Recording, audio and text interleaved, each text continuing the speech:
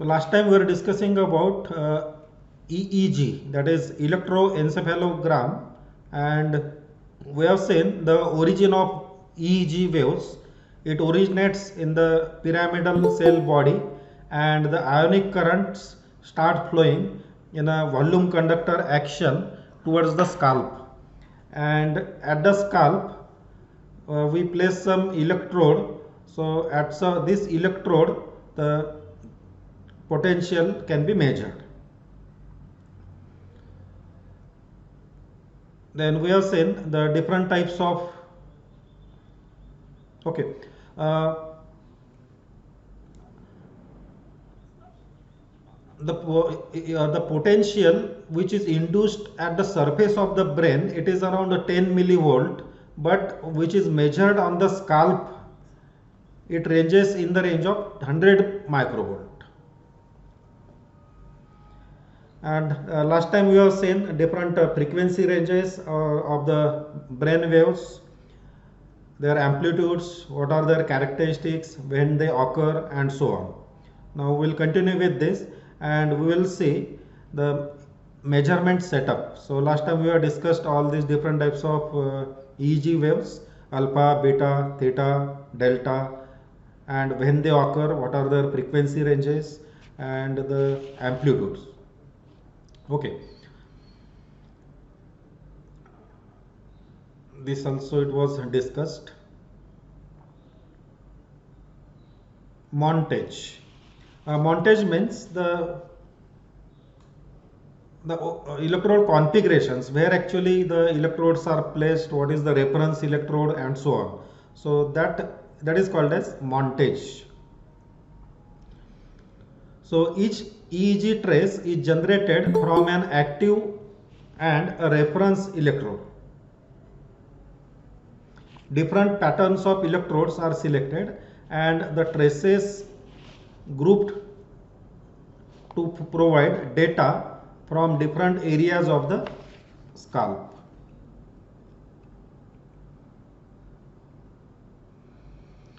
And as we discussed earlier in the last lecture, there are some standard conventions followed for measurement of ECG, and the internationally it is agreed, and the international, as per the recommendation of International Federation, the 10-20 system of electrode placement, it is being followed.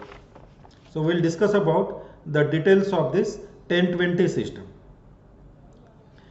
There are three types of electrode connections used. Bipolar, that means between a pair of electrodes, usually the adjacent electrode, because whenever we want to measure a potential, we always need two terminals to measure the potential. So different types of configurations are used, and this is also called as montage, as we discussed in the previous slide, because in the syllabus they have mentioned the word montage. So first one, it is the bipolar, that means we use a simple two electrodes between a pair of electrodes, usually the adjacent one. The second configuration, it is monopolar. So in this case we use one electrode and a distant reference electrode which is usually attached to one or both earlobes. So on the brain, on the scalp, you will be connecting only one electrode, and the other one it will be connected to earlobe, one or both earlobes. Then the third configuration, it is monopolar, that means between one electrode and a reference. Now this reference is formed by averaging all other electrodes by connecting them through resistors. So these are the montages used, that means the standard electrode placements for measurement of EEG. And these electrodes are small, disposable, self-adhesive, and contain their own electrode gel. Okay. Now this diagram represents the unipolar and bipolar EEG arrangement. Both bipolar and unipolar electrodes can be used for EEG measurement. In unipolar measurement, both the potential difference between a pair of electrodes is measured. Whereas in case of bipolar method, the potential of each electrode is compared with either neutral electrode or average of all the electrodes, as we have seen earlier in the previous slide.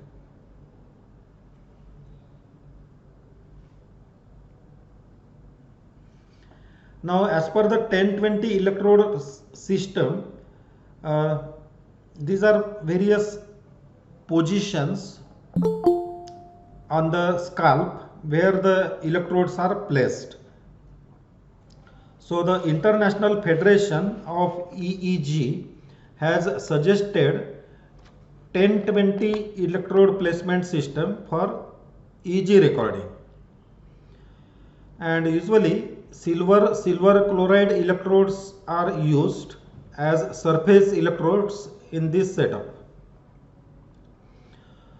So on the scalp, distance between two electrodes are given as 10% and 20% of the distance between the specified points.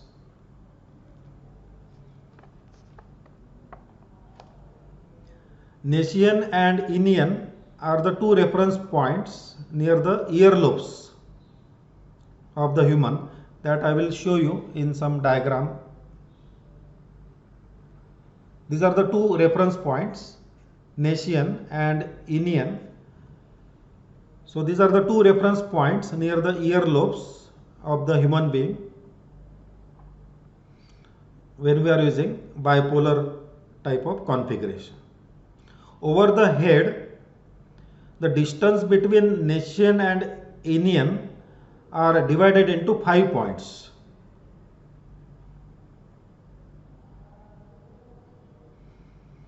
The Nasion-Inian distance via the vertex is measured, and 3 electrodes are placed, one in frontal, one in central, and one in parietal lobe.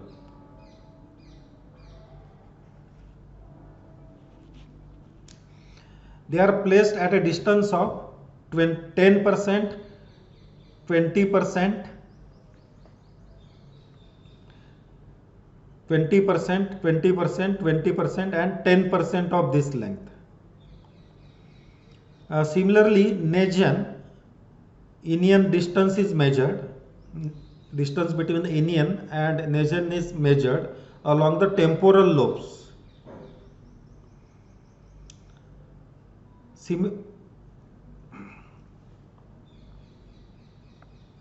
And 5 electrodes are placed, 2 in frontal, 2 in temporal and 1 in occipital lobes.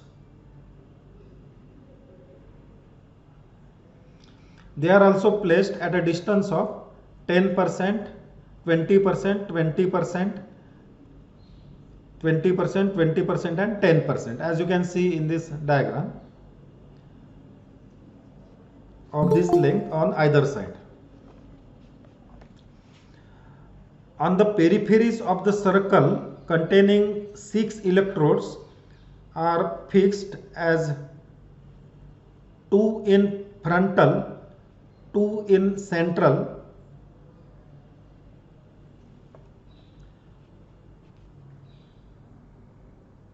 and 2 in parietal.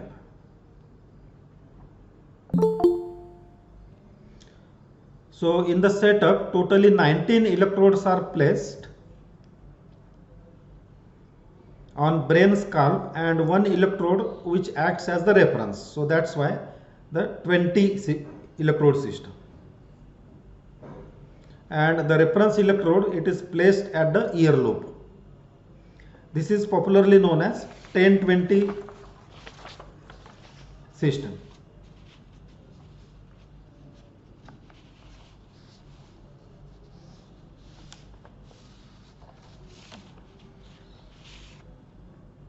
So this is the 1020 electrode system used for recommended by International Federation. Okay. Now little bit more detail about this 1020 system.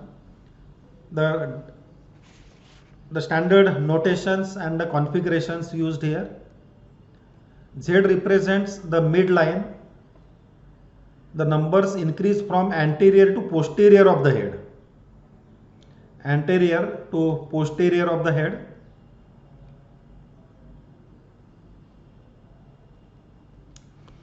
And the electrodes include frontopolar, that is FP. As you can see here, FP1 and FP2. Okay. Then frontal. So F3 and F4 are frontal. F3 and F4 are frontal. F7 and F8 are inferior frontal.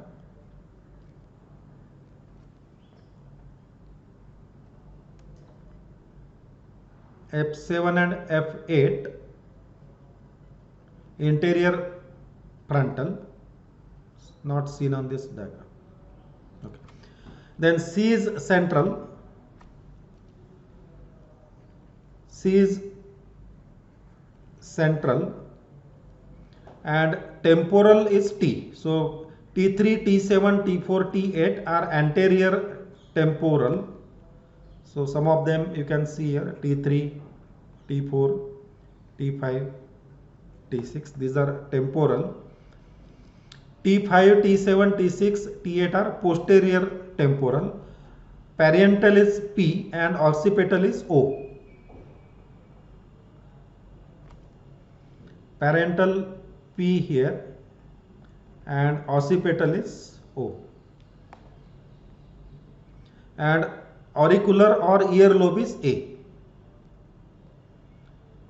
Ear lobe, it is A. So these are the conventions used. The distance between Inian and Nasian landmarks on the scalp is measured along the midline. FPZ is marked at 10% of the measured Nasian Inian distance above the Nasian. FZ, CZ, PZ and O are marked at 20% intervals along the midline. The distance between the two periocular points A1 and A2 is measured along a transverse line crossing CZ.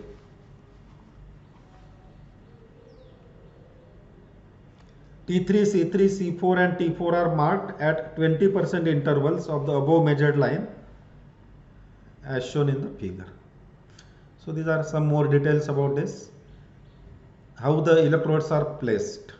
Okay, so this was all about how the electrodes are placed on the scalp using this 1020 system and what are the different notations and their positions. Much details are not expected about this 1020 system, so I just shared it. Okay.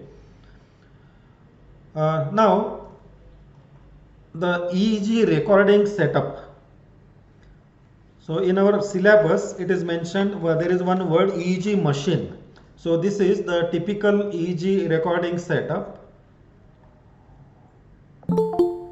Just now what we have discussed, it was about the 1020 international setup EEG measurement system. So that is actually the how the electrodes are placed on the scalp. That's it. So after that there is a 8-channel selector here. So this 8-channel selector, it will select the from which electrode the measurement is being recorded. There is a calibration unit, then differential amplifier, filters for processing the signal, noise removal and so on, and finally the display.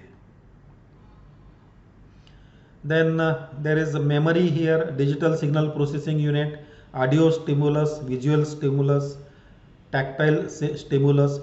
So these different types of stimulus are given to the subject, that means for the person, and after giving the stimulus the activity of the brain, it is recorded. So that's why stimulus is necessary. So why it is necessary? Because for what type of stimulus, what is the reaction of the brain and what type of waves are generated in the brain. So from that, the doctors, they analyze the activity of the brain, whether it is normal or abnormal and so on. So this is a simple setup. So it's a 21 electrode system.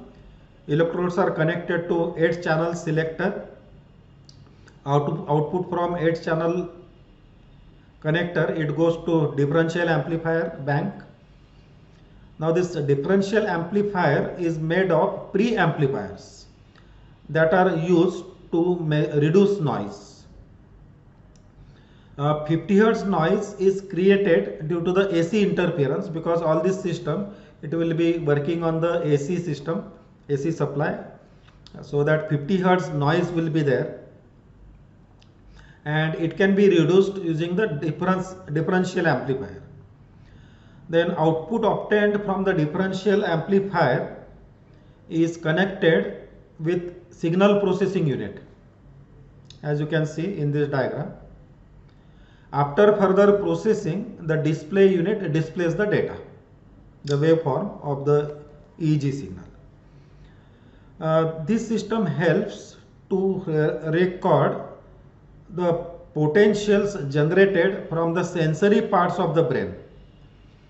And to achieve this, output unit is conducted with audio stimulus, visual stimulus and touch stimulus.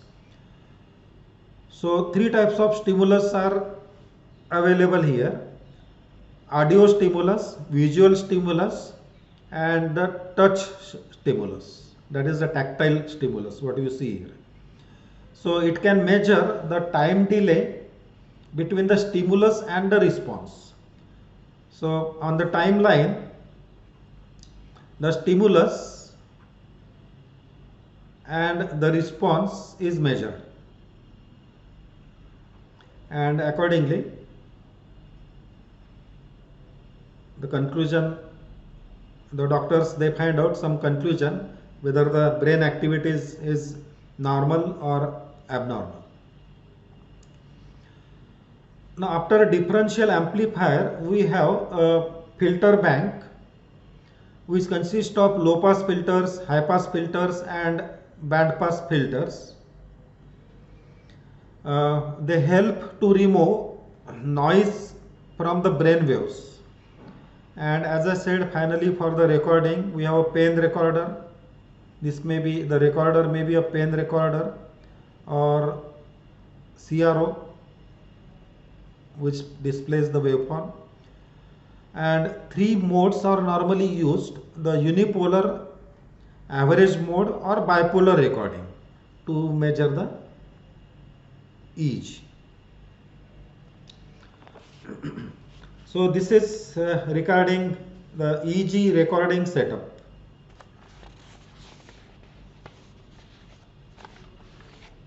Okay.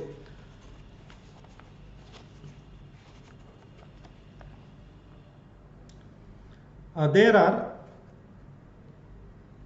now after getting the EEG waveform, then what is the application of this? Now usually the EEG pattern is observed, and from that EEG pattern, if there are any abnormal pattern in the brain waves, then from that abnormality usually some conclusion can be drawn, what type of disease or what is the problem in the brain activity. So usually there are 4 applications of EEG in case of epilepsy diagnosis, then anesthetic level and brain injury, and monitoring during surgery. So these are the 4 applications. But the most common application used for of EEG, it is to find out the epilepsy seizure. Epilepsy seizure, and in case of sleep pattern identification. So these are the two important applications of this EEG waves.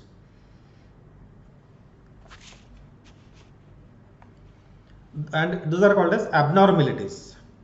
So abnormalities may be found in organic brain damage, tumors, hemorrhages, demyelinating diseases. These are all medical terminologies.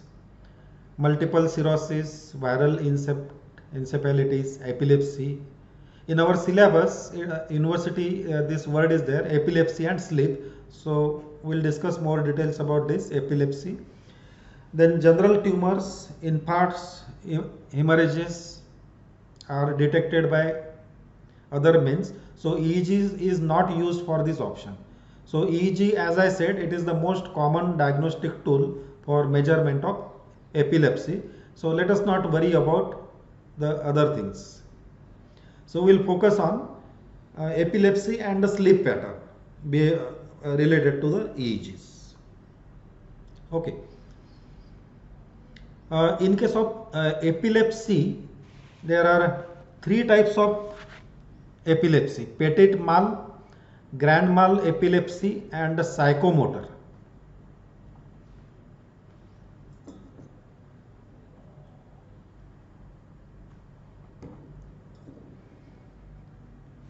Epilepsy, it is the sudden abnormal pattern which is found in the brain. In Marathi we call it as fit येणं म्हणतात. Okay, so epilepsy or EEG, it is the main diagnostic tool for epilepsy. Epilepsy is characterized by uncontrolled excessive activity in all or some part of the brain. So it is the uncontrolled excessive activity in the brain, either in complete brain or in some part of the brain. So that is what we usually call as epilepsy. If this activity is above a threshold, the person will exhibit symptoms such as the convulsive contractions of the muscles, absences where the patient is unaware of their surroundings and does not respond to stimulus for a period of seconds or minutes, or he may have some abnormal behavior. This epilepsy is maybe partial or general. In general epilepsy, the patient becomes unconscious.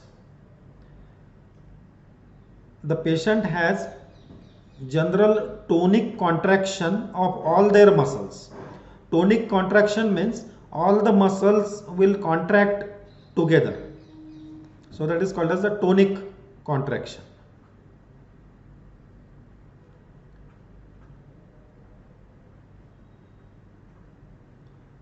Tonic contraction, or this is the general tonic contraction of their muscles, and which is followed by alternating clonic contraction. Alternating clonic contraction.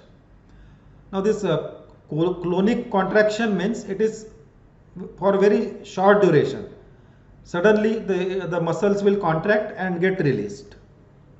Okay, and this is known as grand mal epilepsy, as you can see here. Grand mal epilepsy with tonic clonic convulsions. Grand mal epilepsy with tonic, conic, not conic, clonic. Clonic means only some part of the muscles it will contract, and tonic means a complete group of muscles will contract. So tonic and clonic convulsions. So this will happen in case of this grand mal epilepsy.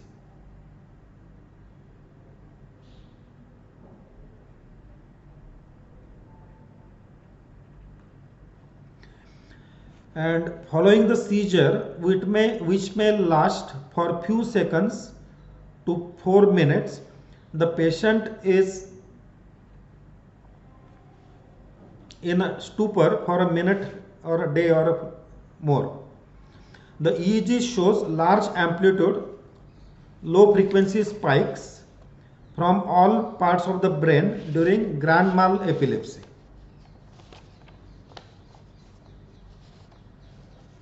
During grand mal epilepsy. Okay. In between seizures, the patient may have a localized area of the brain showing large amplitude, lower frequency spikes. And this region is known as focus. Localized area of the brain showing large amplitudes. Localized area of the brain showing large amplitudes with low frequency spikes. It is called as focus. Another form of epilepsy known as petit mal, as shown in this figure, the first one, occurs as a myoclonic and absence epilepsy. So in the myoclonic epilepsy,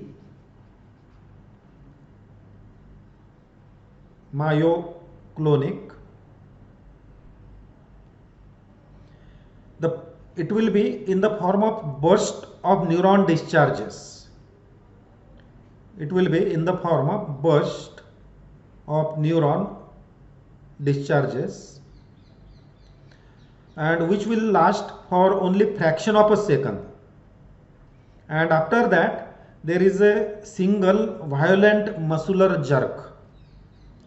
After that, single violent muscular jerk.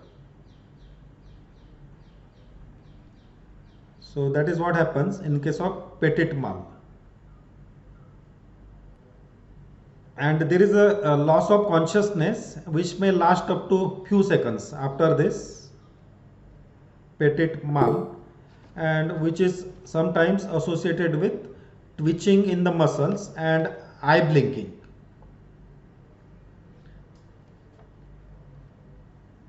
So this is about the little bit about epilepsy and the associated. There are three types of this epilepsy: petit mal, grand mal, and psychomotor.